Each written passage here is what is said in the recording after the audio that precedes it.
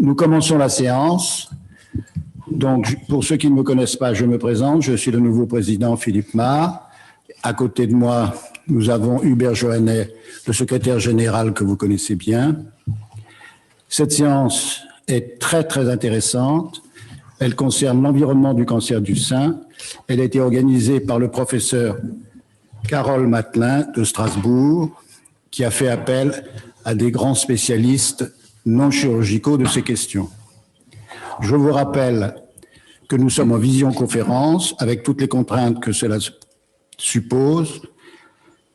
Il est donc souhaitable que tous ceux qui voudront poser des questions le fassent en s'annonçant sur Internet et en se présentant le nom, le mode d'exercice et le lieu d'exercice.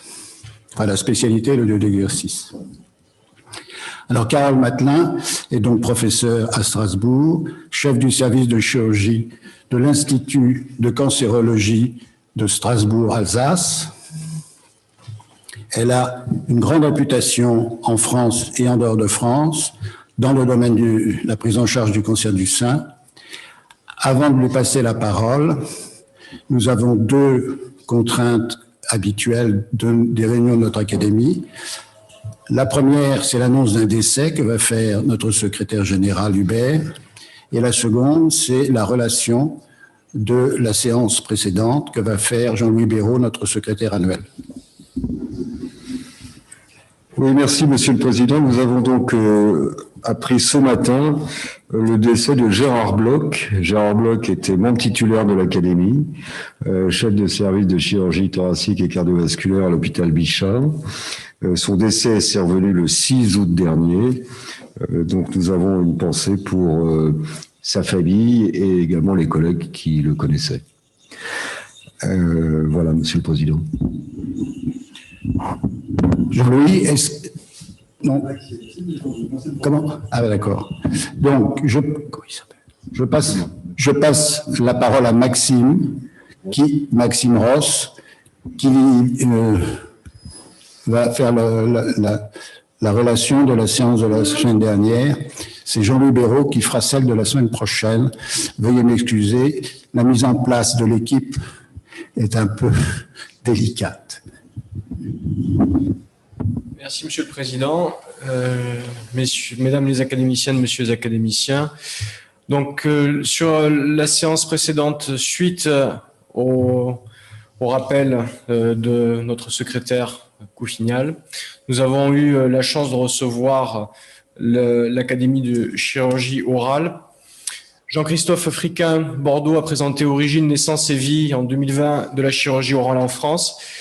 Nous avons noté que la création du DES de chirurgie orale en 2011 est une nouvelle étape d'un processus de 100 ans dans le rapprochement des disciplines portant sur la face et la bouche. La grande particularité de ce DES est qu'il est accessible par deux voies d'entrée issues de deux cultures médicales et dentaires différentes, ce qui apporte une grande richesse aux étudiants.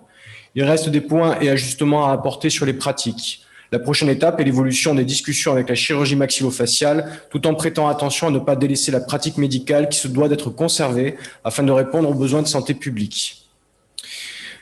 Le président Marre a posé la question concernant la frontière entre chirurgie orale et chirurgie maxillofaciale, si elle pouvait être vue d'un point de vue tumoral. La chirurgie orale se limite aux tumeurs T1, le curage cervical relevant de la chirurgie maxillofaciale.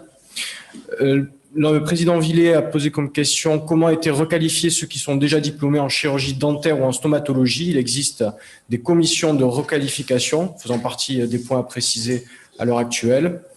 Enfin, M. Jourde a posé la question combien de spécialistes recensait-on à l'heure actuelle? Environ 300.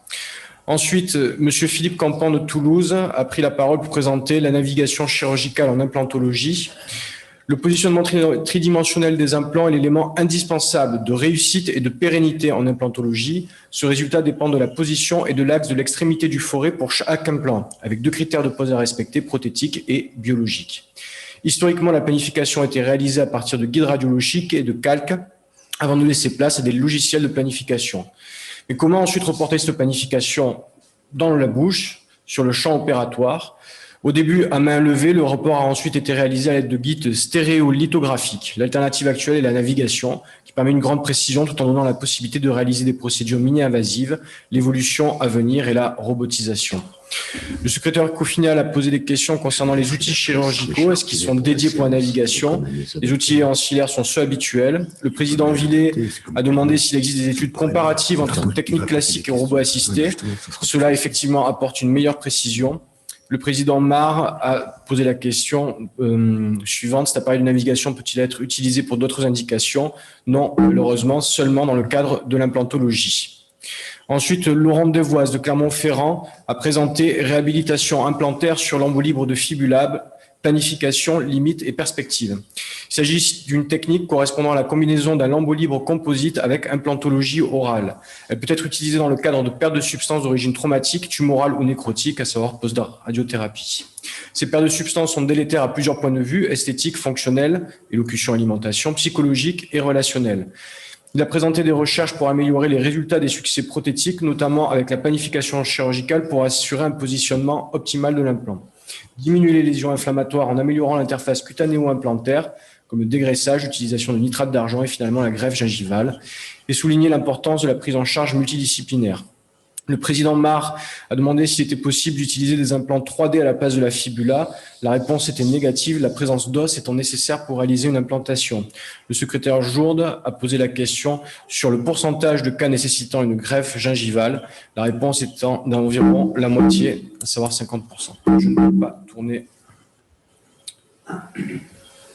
Non, merci.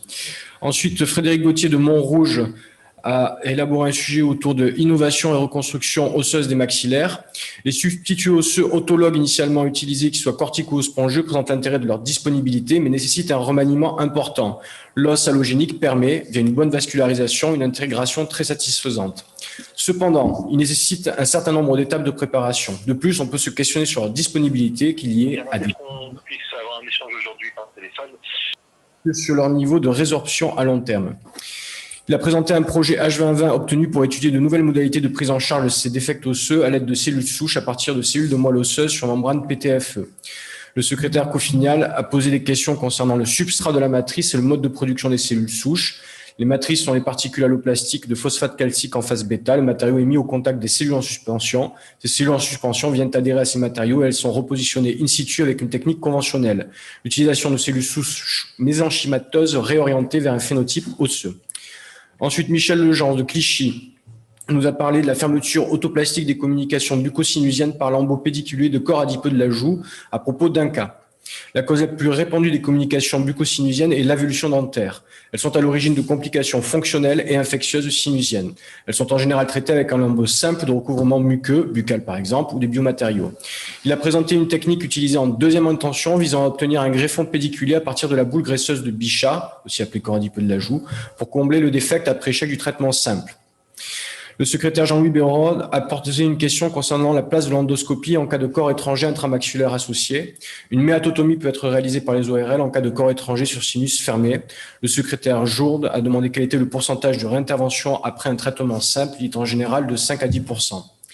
Enfin, Jacques-Henri Torres de Montpellier a présenté des techniques sur les autotransplantations dentaires. Les allotransplantations dentaires ont débuté dans l'Antiquité et ont subi un arrêt brutal à la fin du XXe du fait de l'épidémie de VIH. L'autotransplantation s'est développée, mais a été occultée par la vogue de l'implantologie. La complication la plus fréquente est la résorption radiculaire avec risque de perte du transplant, mais il y a toujours possibilité d'une implantation secondaire. En comparaison avec la technique de l'implant, l'autotransplantation est plus difficile, mais elle est prise en charge en France, n'a pas nécessité de recourir à une couronne, la maintenance est moins complexe. Enfin, le vécu du patient est totalement différent. Il ne s'agit pas d'un corps étranger, mais de son propre corps. L'archiviste Le Floch-Prigent a posé la question concernant la vitalité pulpaire de l'autotransplant. Comment revient-elle? Est-ce qu'il y a néovascularisation et néo-innervation? Et enfin, est-ce que l'allotransplantation était effectivement fonctionnelle? Il y a eu retour de la sensibilité par réinnervation. Certains cas ont été rapportés d'allotransplantation au sein d'une même famille. Et comme toute transplantation, il y a des risques de rejet. L'avenir sera probablement la néoformation à partir de cellules souches. Merci beaucoup, Maxime. Est-ce qu'il y a dans l'assistance en visioconférence une opposition ou des remarques sur cette présentation de la séance dernière? S'il n'y en a pas, je la considère comme adoptée. Alors,